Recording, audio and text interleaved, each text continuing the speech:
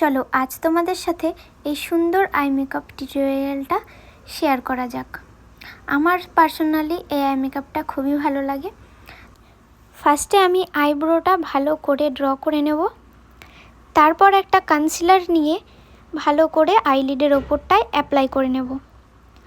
তারপর একটা light brown shade দিয়ে ক্রিজ লাইনের ওপর ভালো করে স্মাচ করে নেব। তারপর একটা ডার্ক ব্রাউন শেড দিয়ে ক্রিজ লাইনটা স্মাচ করে নেব। দেন আমি একটা কাট ক্রিজ ড্র করে নিয়েছি। কাট ক্রিজটা ড্র করার পর আমি ভালো করে কাট ক্রিজটাকে ব্লেন্ড করে নেব। দেন আমি ল্যাশ লাইনের নিচটায় একটা লাইট ব্রাউন কালার শেড দিয়ে ম্যাচ করে নিয়েছিলাম। তারপর কাট ক্রিজের ইনার কর্নারে আমি একটা ইয়েলো কালার অ্যাপ্লাই করে নিয়েছিলাম, আর আউটার কর্নারে একটা মেরুন কালার দিয়ে স্মাচ করে নিয়েছিলাম। আর ওই দুটো কালারকে অরেঞ্জ কালার দিয়ে মিডিল পোর্শনে আমি স্মাচ করে নিয়েছিলাম।